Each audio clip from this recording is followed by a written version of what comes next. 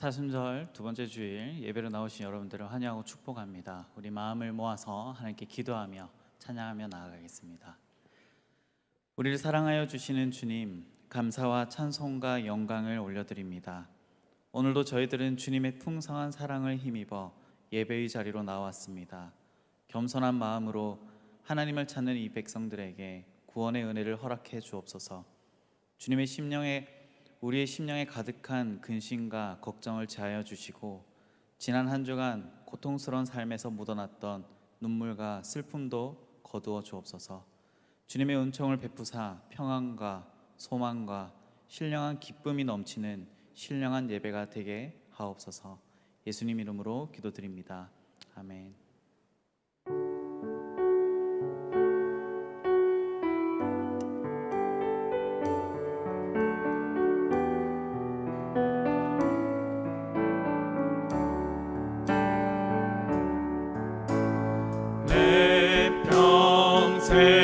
사는 동안 주 찬양하리. 여호와 하나님 내 주를 찬양하리.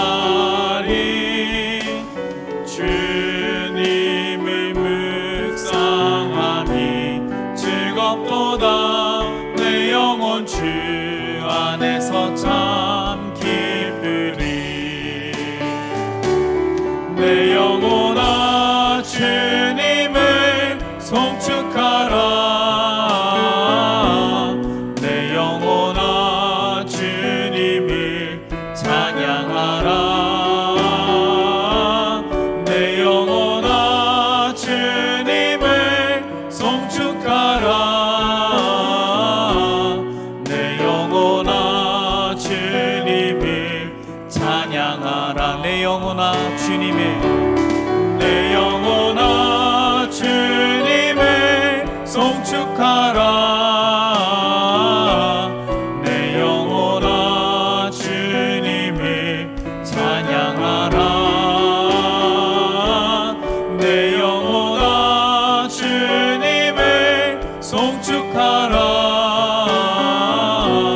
내 영혼아 주님을 찬양하라.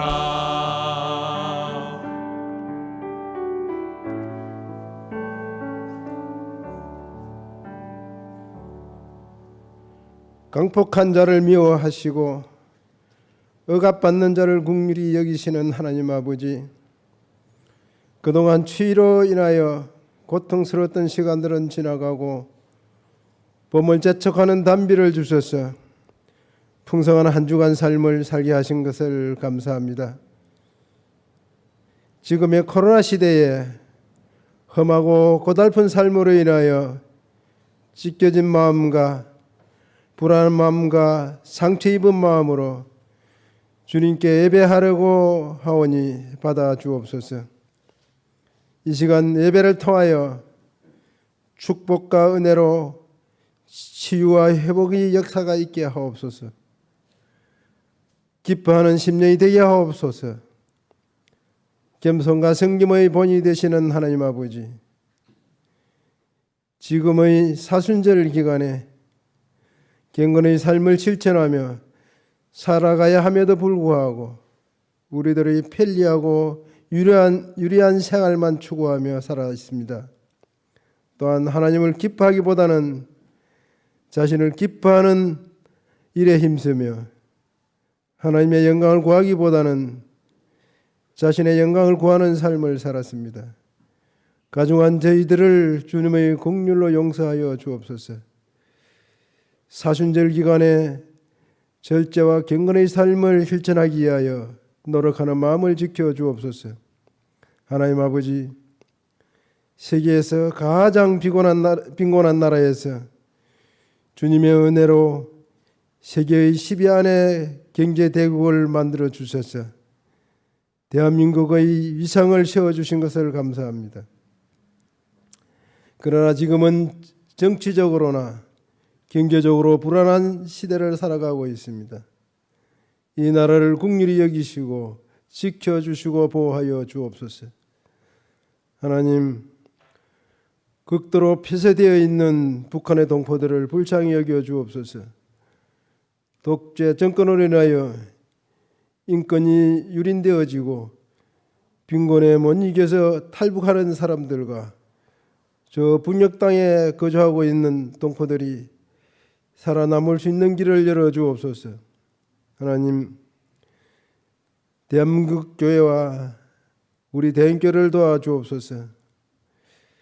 그동안 비대면 예배로 인하여 많은 것을 잃어버리고 살아가고 있습니다. 공동체의 소속과 예배의 참모습을 빠른 시간에 되찾게 하여 주옵소서. 코로나 백신의 접종이 시작되었음을 참으로 감사합니다. 이 일을 추진하는 보건복지부와 의료진들에게 함께 하셔서 순적하게 접종이 진행되어 빠른 시일에 많은 국민들이 접종되어 코로나 항체가 많이 생겨 코로나 종식되어 전염 위험에서 벗어나게 하옵소서. 이 시간 예배 현장에 하나님 영이 충만하여서 사랑과 은혜가 넘치는 시간 되게 하옵소서. 다니엘 서신 목사님, 하나님과 깊은 교제가 있게 하셔서 준비한 말씀을 증거하실 때 주님의 능력으로 붙들어 주시고 저희들에게는 주님의 말씀만 들려지게 하옵소서. 우리의 마음에 깊은 감동의 은혜가 있기를 원하오며 우리 주 예수 이름으로 기도드리옵나이다. 아멘.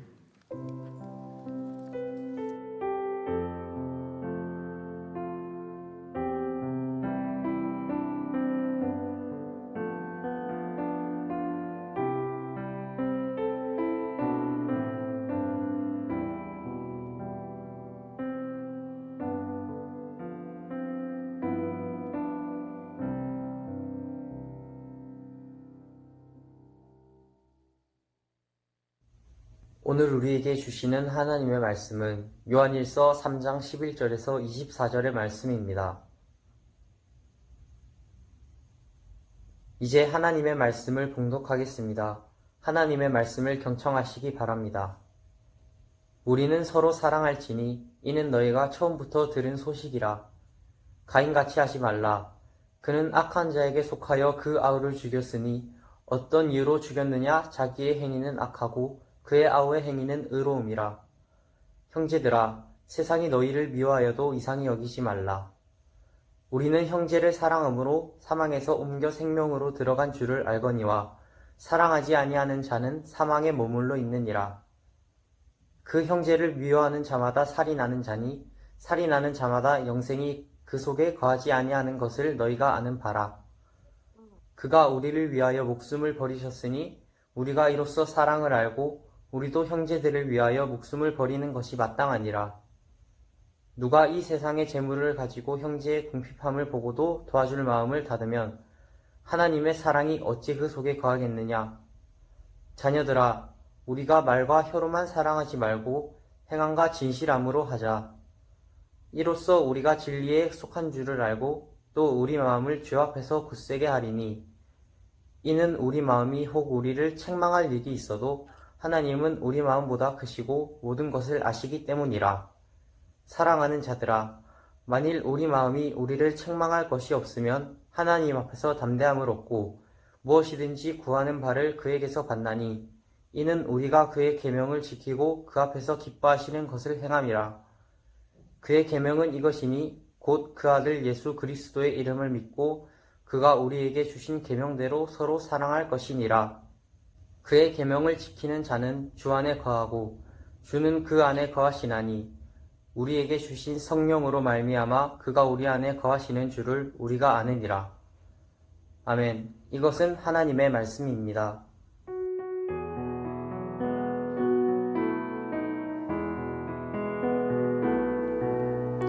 이 말씀 따라 사는 동안 지치지 않게 하시고 이 말씀 따라 사는 동안 주님 나라 이루소서. 지난해 2월 23일입니다. 코로나가 전국적으로 확산되면서 대형교회뿐만 아니라 전국의 대부분의 교회들이 대면 예배를 폐하고 온라인 예배를 드리기 시작했는데요. 여러분 오늘이 며칠인 줄 아십니까? 2월 28일입니다. 그러니까 벌써 1년을 지나 2년째로 접어들었습니다. 다행히 이제 백신 접종이 시작돼서 좀 끝이 보이기는 하지만 그래도 당분간은 한동안은 우리가 어려운 시간을 함께 보내야 할 것 같습니다. 이런 시간을 함께 보내면서 그나마 감사한 것 중에 하나는 여러분 어려운 시간을 함께 보내면 어떤 마음이 듭니까? 묘한 동질감이 들지요.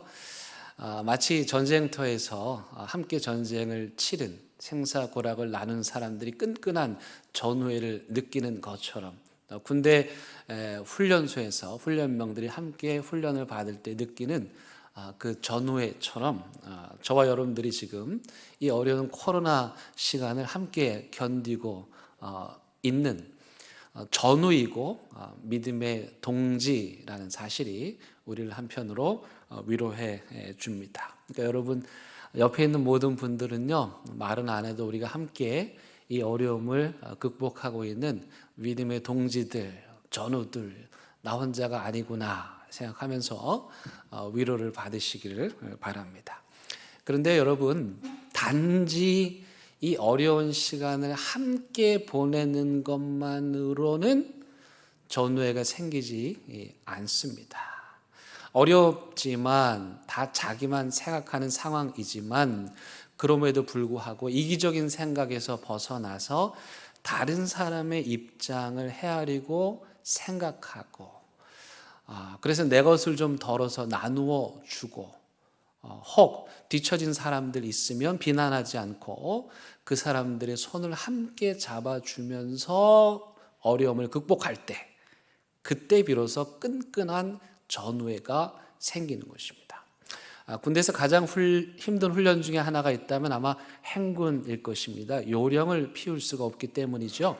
20여 킬로 무게가 나가는 군장을 지고 100km, 200km를 걷는 건 그리 쉬운 일은 아닙니다. 걷다 보면 낙오하는 분들도 있고 쓰러지고 또 군장을 들 수 없는 그런 친구들도 생깁니다. 그러면 신기하게도 그 옆에서 한 친구는 총을 들어주고 한 친구는 수통을 들어주고 그렇게 함께 격려하면서 우리 끝까지 가자고 또 쓰러지고 넘어지면 힘을 내라고 자기도 얼마 남지 않은 수통의 물을 나누어 주면서 그렇게 끈끈하게 하나가 되어서 행군을 마치고 돌아오면 그 뭐라 표현할 수 없는 기쁨과 희열을 느끼는 거죠. 저는 우리 대형교회 모든 성도들이 이 코로나가 끝났을 때 그런 마음을 느낄 수 있는 끈끈한 신앙의 동지들, 믿음의 든든한 우애를 나누는 그런 전우들 같은 나눔과 사귐의 공동체가 되었으면 좋겠습니다. 오늘 우리가 읽고 있는 요한서신, 이 요한서신을 기록한 요한 공동체가 상황이 우리와 정말 비슷했습니다. 이 유대교도들인 유대인들이 예수님을 믿는 그리스도인들을 박해하기 시작했고요. 요한복음에 보면 그 박해가 이제 극에 달해서 이 사람들이 그리스도인들을 유대인 회당에서 쫓아냈다는 표현이 3번 반복해서 나옵니다.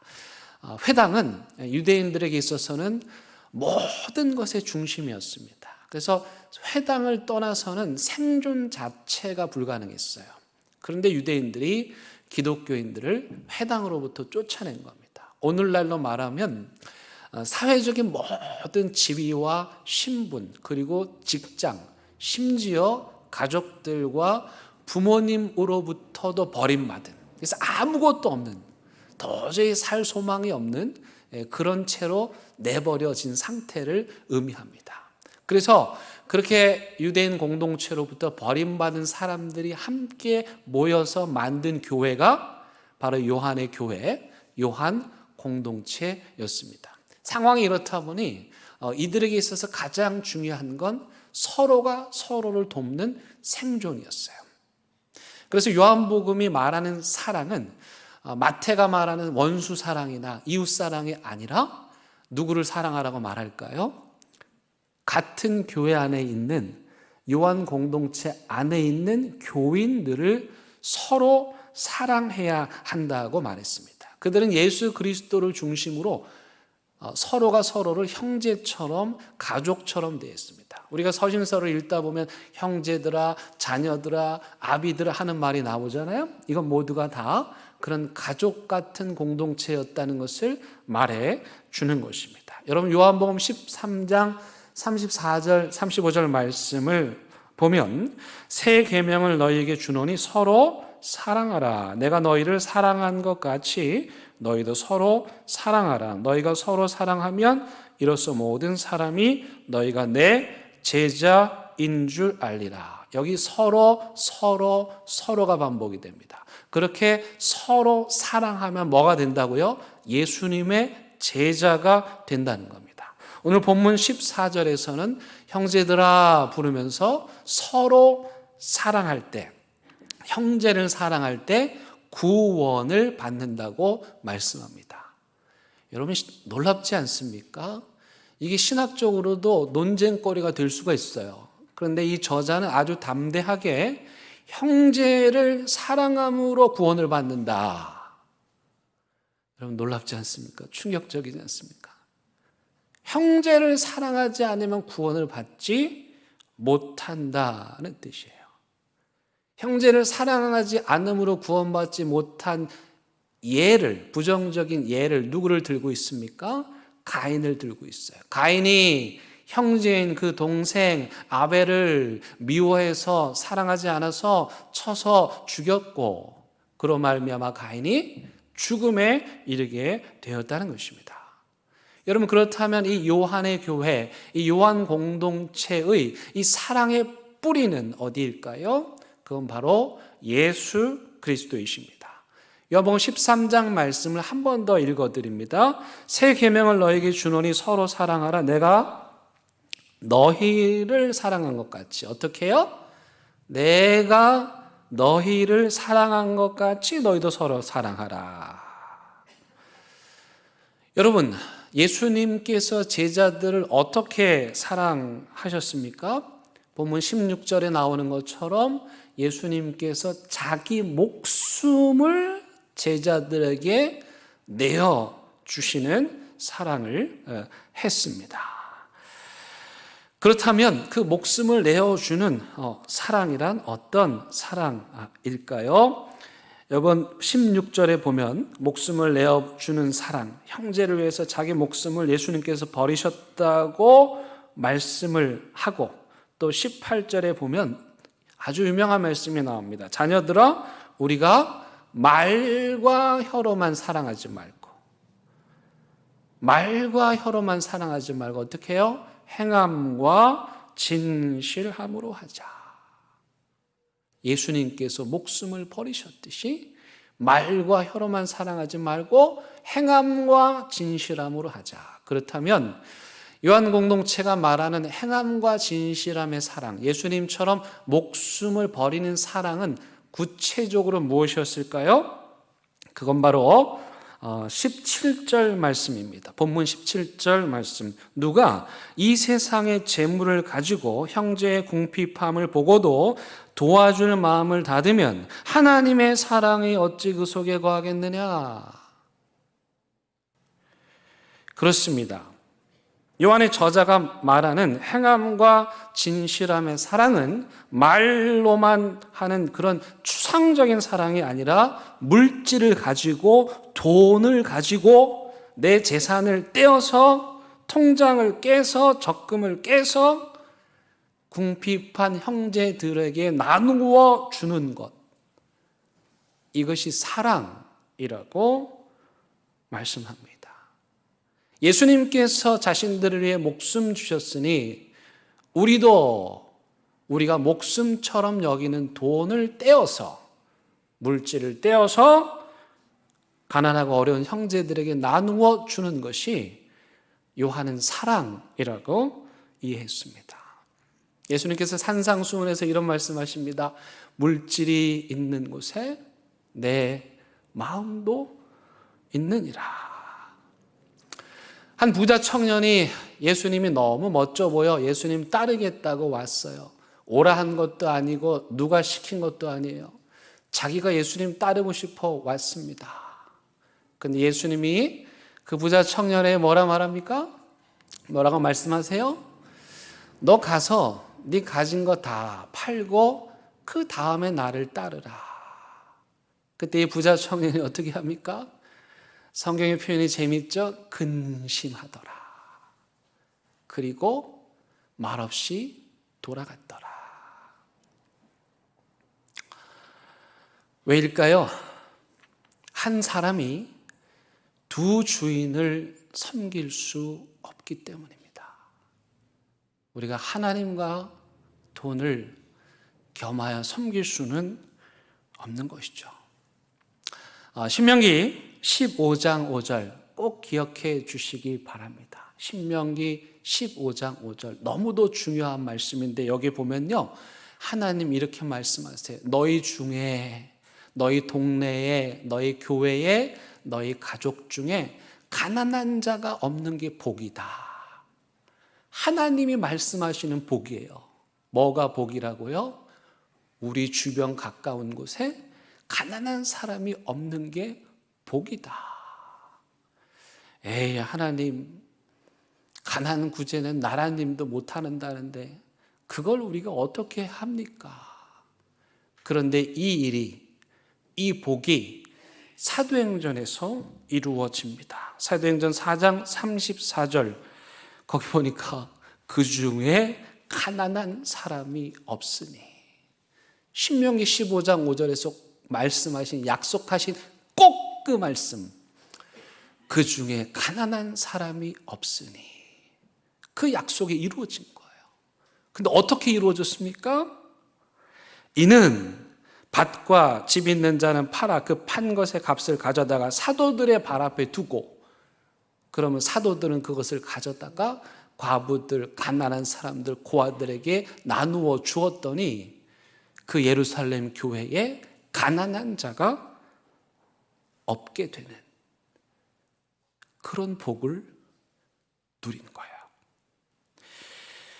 바울 사도는 그 당시 기근으로 인해서 아주 어려움을 겪고 있었던 예루살렘 교회를 위하여 날마다 기도하면서 가는 곳마다 이방인 교회들에게 예루살렘 교회를 위한 헌금을 하도록 권면을 합니다.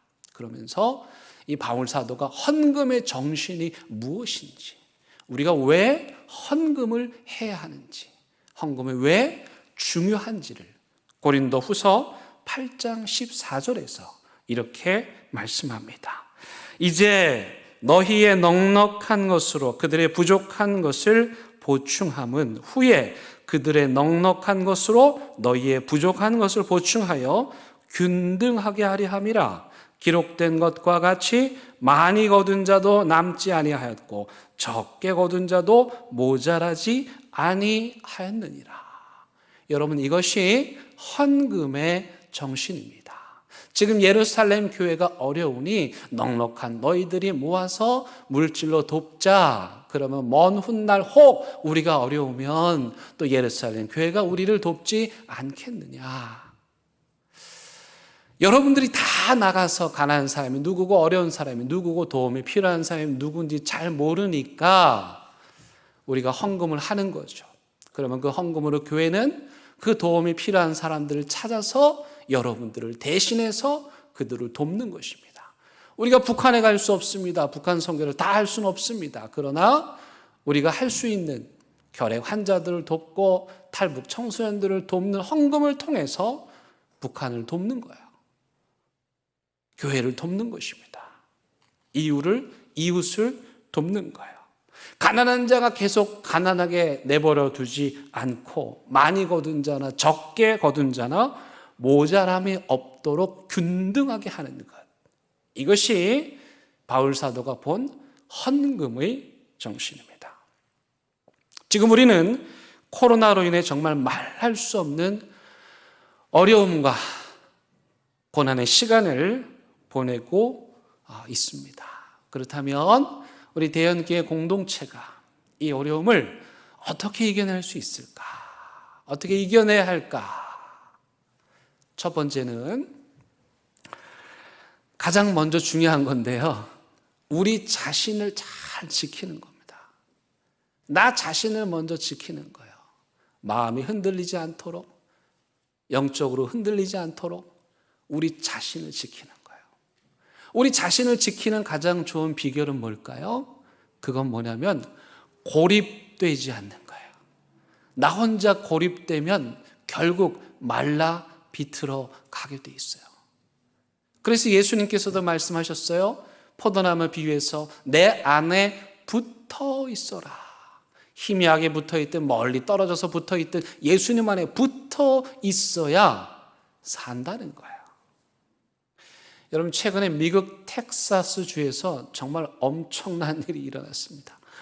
어마어마한 재난이 일어났죠. 이상기후로 인해서 이 텍사스에 폭설이 내리고 기온이 급강한 겁니다. 여러분, 텍사스는 미국 남부에 있기 때문에요, 영하로 내려가는 일이 없어요. 그런데 올해 폭설과 강추위가 내린 거예요. 그러니 어떻게 됩니까? 여러분, 당장 우리 부산처럼요, 이렇게 따뜻한 동네는 제설 장비가 없잖아요. 그러니까 눈이 오니까 도로가 마비돼 버린 거예요. 더 중요한 건요, 발전소의 장비들이 그 강추위에 다 얼어붙어 버렸어요. 그래서 고장이 나서요, 전기가 끊긴 거예요. 한 주 전체에 전기가 끊겼더니 어떤 일이 일어납니까? 그 전기로 난방을 하잖아요. 그 전기로 음식을 해 먹잖아요. 근데 이 추운 겨울에 거기다가 따뜻한 주기 때문에 이 추위에 대비도 되어 있지 않는데 난방을 할 수가 없는 거예요. 그래서 사람들이 집에 있는 걸 다 태우는 거예요. 심지어 아이들이 가지고 놀던 인형까지 태우는 거예요.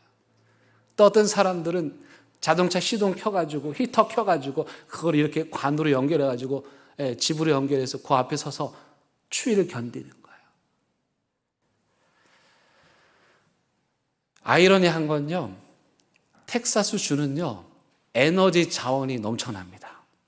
가스며 기름이며. 그런데 왜 이런 일이 일어났을까? 보통 미국의 그 다른 주들은 주와 주를 연결하는 전기 선로가 있습니다. 그런데 이 텍사스 주에는 다른 주와 연결되어 있는 전기 선로가 없어요. 왜 없을까요? 다른 도움 필요 없는 거예요. 자기들이 가진 에너지만으로 충분하기 때문에 굳이 전기 선로를 연결할 필요가 없었던 거예요. 그런데 바로 그것이 문제가 되었던 거예요. 홀로 고립되어 있었는데, 충분히 살 수 있었는데 그것이 무너지니까 이제는 전기를 끌어다 쓸 수가 없는 거예요. 여러분, 반대로 이렇게 생각했더라면 어땠을까? 이 텍사스 주에서 우리는 전기 끌어다 쓸 일은 없어. 그러나 다른 주가 어려울 때 우리가 전기를 좀 나눠주기에 선로를 좀 설치해 놔야 되겠다 하고 미리 선로를 설치해 놨더라면 어떻게 됐을까요? 이럴 때 도움을 받을 수 있지 않았겠습니까? 여러분, 지금 우리가 이 코로나 때문에 함께 모이기가 어렵고 또 구역 모임도 할 수 없지만 여러분, 고립되시면 안 됩니다. 어떤 모양으로든지 교회 공동체 안에 연결되어 있으셔야 합니다. 온라인 예배 열심히 들으시고요, 오디오 바이블 들으시고요, 수요 아카데미 들으시고요, 어떻게 해서든지 연결되어 있으셔야 돼요. 여러 가지 형편상 주일날 못 나오시는 분들도 계십니다. 하지만 너무 오랜 동안 못 나오신 분들은 적어도 부활절 전까지 한 번 정도는 여러분 교회에 오시기를 권면해 드립니다. 제가 지난주에 우리 구역장 분들하고 줌으로 구역장 권찰 교육을 했습니다. 제가 사실은 아이고 우리 아줌마들이 이걸 잘 할까 싶어서 안 하고 있었습니다. 그래서 작년 1년 동안 우리 구역 모임을 전혀 하지 못했죠. 근데 도저히 이럴 수 없다 싶어서 이제 줌으로 구역 권찰 교육을 했는데 너무 잘하시는 거예요. 그래서 올해는요 모일 수 없는 상황 가운데서 이 줌을 통해서 온라인을 통해서 구역 모임을 다시 재개하려고 합니다. 두 번째 우리가 이 코로나 극복 위해서 해야 될 일은 뭐냐면 우리 교회 교인들끼리 교인들 서로를 돌아봐야 됩니다. 혹 어려운 분은 없는가? 혹 힘들어하는 분은 없는가? 비록 자주 만나지는 못하지만 우리가 끈끈한 전우회를 가지고 동지애를 가지고 더 기도하고 응원하면서 서로를 돌보고 격려해 주어야 됩니다. 여러분 미국의 미식 축구가 아주 유명한데요. 그 미식 축구 경기를 보면 선수들이 어깨와 어깨를 맞대고 이 스크럽을 짭니다. 근데요. 단 한 명이라도 무너지잖아요. 그럼 다 무너지는 거예요. 나만 안 무너진다고 해서 되는 게 아니에요. 다 같이 어깨를 맞대서 견뎌내야 되는 거예요. 한 명이 무너지면 다 무너집니다. 한 명이 뚫리면 다 뚫리는 거예요. 여러분 이번 코로나가 인류에게 전해진 소중한 교훈 중에 하나는 뭡니까? 우리 인간이요 정말로 놀랍도록 연결되어 있다는 사실이에요. 나 혼자만 감염 예방을 잘 지키면 됩니까? 그랬으면 진짜 끝났죠. 나 혼자만 잘한다고 되는 게 아니라 그럴 수 없는 형편에 있는 사람들을 도와야 돼요. 그게 다른 의미가 아니라 지금 이 시대에는 그 한 명 한 명을 돕고 구하는 것, 그게 곧 우리 모두를 위한 길이라는 사실입니다. 세 번째는 교회 밖으로 나가서 기독교 생태계를 보존하는 일에 힘써야 됩니다. 제가 생태계라는 말씀을 드립니다. 생태계는 한번 만들어지는 것도 어렵지만 붕괴되면 회복불능입니다. 기독교 생태계, 지금 한국의 기독교 생태계가 이 코로나로 인해서 너무도 어려운 가운데 있습니다. 일단 교회들을 보십시오. 대한민국 교회 50%가 50명 미만의 미자립 교회들입니다. 기독교 신학교들이 어려움을 겪고 있습니다. 기독교 방송들, 또 유사기관들, 선교기관들 다 어려움을 겪고 있습니다. 아이 목사님 그건 남일인데요. 아니 그렇지 않습니다. 그렇게 한두 개씩 무너지다 보면 생태계 전체가 붕괴가 되는 거예요. 그래서 지금 이 시대에 우리가 해야 될 일은 뭐냐면 이 기독교 생태계가 무너지지 않도록 다른 교회들을 우리가 돕는 거예요. 그렇게 이 시간들을 견디고 버텨내야 하는 것입니다. 마지막으로요, 저는 코로나 이후를 한국교회가 대비해야 한다고 생각합니다. 어떤 의미에서 이 코로나 기간보다 코로나 이후에 더 어려운 일들이 우리에게 닥칠지도 모릅니다. 그러지 않기를 바라지만 여러분 3.1 독립운동, 내일이 3.1 독립운동 기념일인데요. 여러분 예배 오실 때 우리 화단에 태극기, 바람개비 태극기 보셨죠? 자랑스러운 날입니다. 특히 그리스도인들은 더 자랑스러워해야 합니다. 일제 그 탄압에 항거하여서 민족 모두가 한마음이 되어서 일어났고 그리고 그 중심에 그리스도인들이 있었습니다. 여러분 그런데요, 너무도 안타까운 건 핍박받고 박해받을 때는 온 국민이 하나 됐는데요, 8.15 광복 이후 나라가 두 쪽으로 갈라진 거예요. 교회도 마찬가지입니다. 일제의 탄압에 맞서서 믿음으로 핍박당하면서 교회를 지켰는데 8.15 이후에 한국 교회들이 4분 오열이 됐어요. 요한 공동체도 마찬가지입니다.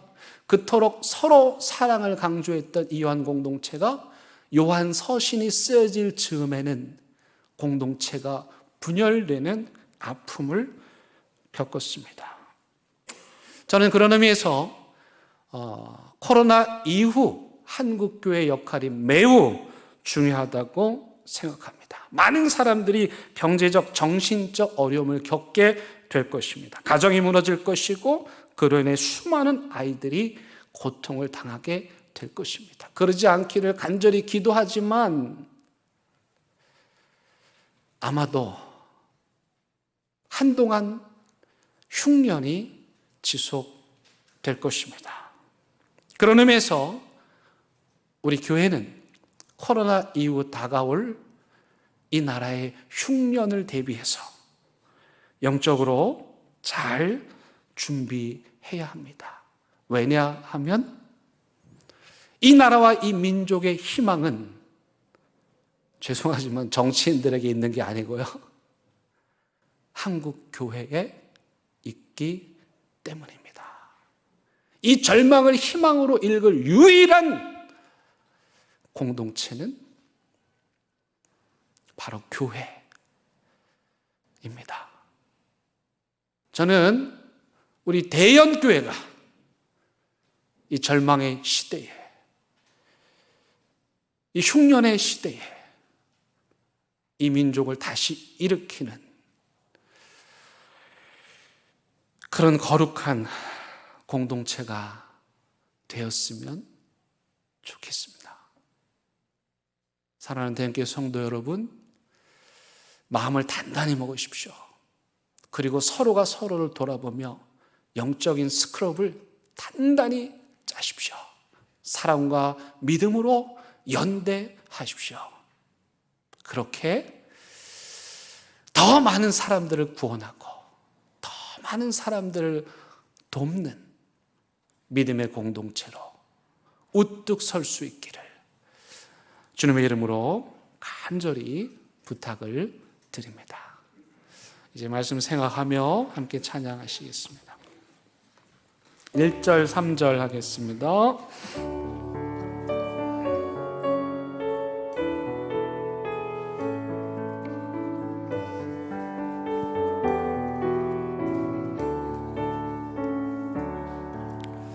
내 맘과 정성을 다하여서 주 너의 하나님을 사랑하라.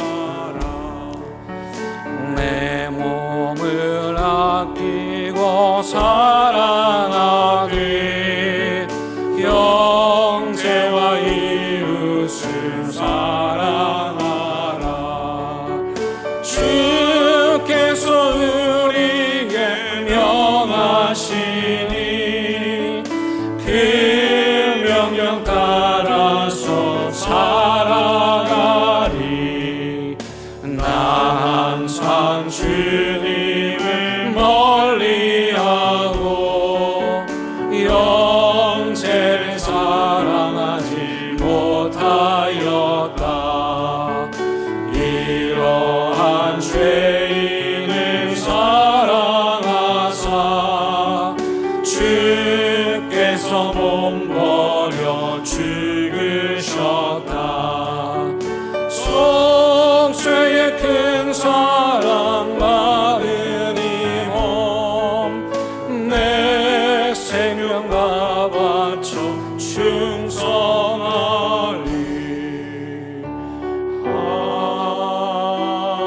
아멘.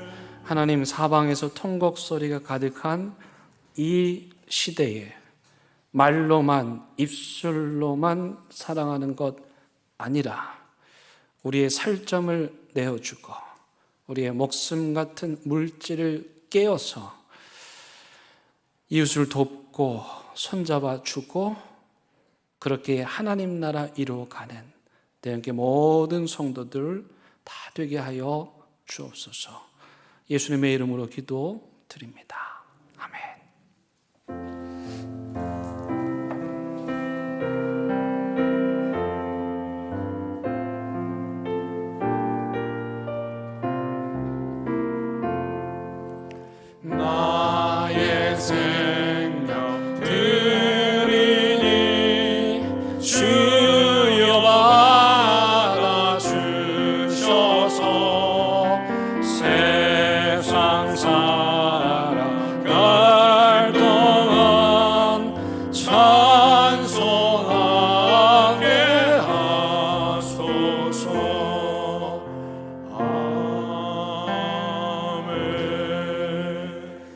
하나님, 이 시간 하나님 앞에 귀한 예물 드립니다. 고사리 같은 우리 어린 아이들, 그 손에 담긴 예물, 하루 종일 땀 흘려 일한 정직과 성실의 열매들, 우리의 가장 귀한 것 하나님 앞에 드리오니, 먼저 이 시간 이 어려움 중에도 드리는 믿음의 백성들 위에 하나님 복 내려 주시고, 이들의 삶의 모든 필요들, 하나님의 자녀들이 누릴 모든 축복들 넉넉하고 풍성하게 누릴 수 있게 하여 주옵소서. 이 예물 비록 많지 않지만 하나님 오병이의 기적을 베풀어 주셔서 그 벳세다 들판에 굶주린 사람들 먹이셨던 것처럼, 그들에게 희망을 주셨던 것처럼, 그들의 두려움을 없애셨던 것처럼, 하나님, 우리가 드린 이 예물들 통해서 오늘도 하루하루를 힘겹게 살아가는 사람들, 앞이 보이지 않는 그 길고 긴 어둠의 터널 앞에서 절망하는 사람들, 가족들의 안위를 생각하며 하루하루를 눈물로 뛰어다니는 이 땅의 가장들, 앞이 보이지 않는 취업길 막막하여 하루하루 힘겹게 살아가는 우리 믿음의 젊은이들, 홀로 힘겹게 외로움과 질병의 고통으로 싸우고 있는 어르신들과 병상에 있는 사람들, 그리고 모일 수 없는 그 조그만 예배당에서 오늘도 홀로 눈물로 예배드리고 있는 이 땅의 수많은 미자립 교회들, 돕고 섬기고 세울 때 하나님 부족함이 없도록 기적을 베풀어 주시옵소서. 이 한 주간 그렇게 하나님의 뜨거운 사랑에 감격하며 살아가는 저희들 다 되게 하여 주옵소서.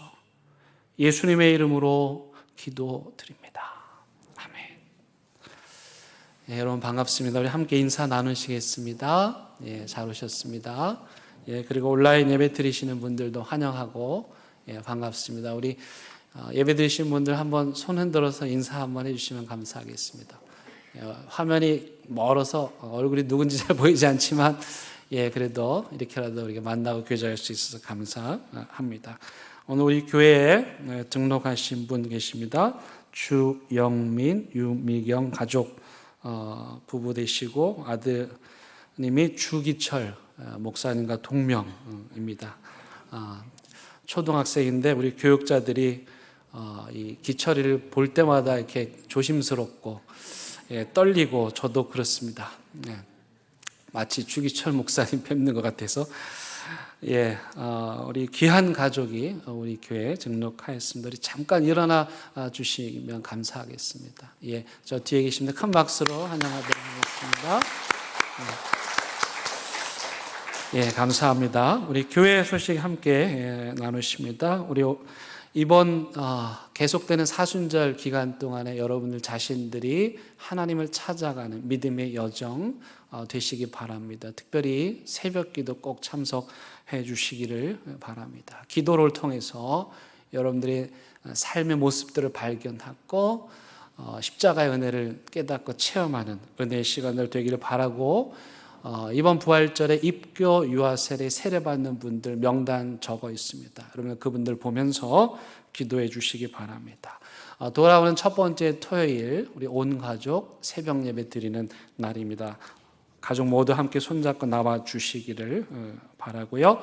여러분 사순절 나눔 실천하실 수 있도록 저금통 하나 나눠드립니다. 그거 채워서 부활절날 가져오시면 이웃하는 가난한 나라 어린아이들 돕는 데 사용하도록 하겠습니다. 2월 달에 오디오 바이블 성경 퀴즈를 열었는데 18분이 참여하셨습니다. 잘 하셨고요. 여러분 내가 이 푼 문제가 맞았는지 틀렸는지 궁금하신 분들을 위해서 우리 교육자들이 문제풀이 영상을 준비했습니다. 오디오 바이블 컨텐츠 안에 들어갈 것입니다. 여러분 보시고 참고하시길 바라고 3월 문제도 출제가 되었으니 여러분들 같이 참여해 주시기를 바라겠습니다. 우리 양혜경 권사님 성경일동 하셨고요. 우리 남기철 장로님 노익장을 과시하셔서 방송통신대 미디어 영상학과 졸업하셨습니다. 그리고 브라질의 신숙희 선교사님, 브라질 간지 3년 됐는데 거기서 의사로서 사역을 하려면 브라질 현지 의사 면허를 따야 됩니다. 근데 3년 만에 1차 필기 시험에 합격하셨습니다. 사실은 이제 본인이 부담스러울까봐 제가 여러분들에게 기도 제목을 나누지는 않았어요. 근데 도저히 안 되겠다 싶어서 지난주 목요일 새벽 예배에 사실은 시험을 치르고 결과를 기다리고 있습니다. 근데 조마조마합니다. 기도해 주십시오. 그렇게 새벽 기도를 마치고 제가 노강실로 딱 갔는데 브라질에서 바로 연락이 왔어요. 합격했다고요. 여러분 3년 만에 브라질 말로 의사면허 필기시험 합격한 건 그분이 열심히 하신 것도 있지만 하나님의 은혜가 아니면 불가능합니다. 그곳에서 이제 2차 시험 남겨두고 있는데 그 과정도 하나님께서 순탄하게 인도하셔서 면허를 획득하고 또 사역 잘하실 수 있도록 기도해 주시기 바랍니다. 우리 이분들을 위해서 축하의 박수 하도록 하겠습니다. 감사합니다. 이제 다 함께 일어나셔서 우리 결단의 찬양 함께 드리겠습니다.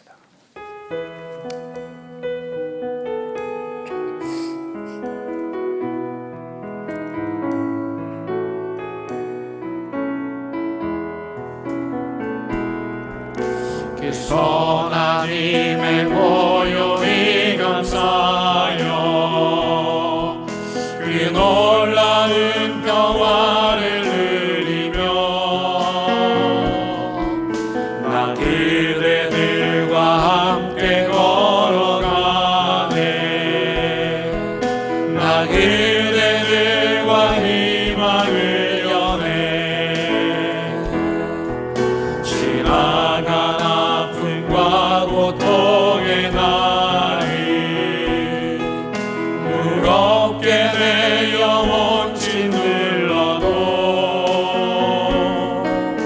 오 주여 우리 외면치 마시고 약속된 구원을 이루소서. 그 선한 힘이 우리 감싸시니 믿음으로 일어나리 기대하네. 주 언제나 우리와 함께 계셔 하루 또 하루가 늘 새로워. 우리 주님 예수 그리스도의 은혜와 하나님의 사랑과 성령님의 인도하심이 우리 수통에 남아있는 그 몇 방울 안 되는 그 물도 함께 나누고 쓰러진 자들의 그 무거운 짐 대신 짊어져 주면서 아픈 자들, 절망하는 자들, 두려워하는 자들, 고통당하고 신음당하는 이 시대에 하나님의 희망이 되기를 다짐하고 또 다짐하는 사랑하는 대형교 모든 성도들 위해 이들의 가정과 일터와 사업장 위에 코로나 재난의 현장에서 분투하는 의료진과 공무원들 위해 북녘 동포들과 이 나라 이민족 위에 이제부터 영원토록 함께 하시기를 간절히 축원하옵나이다. 아멘.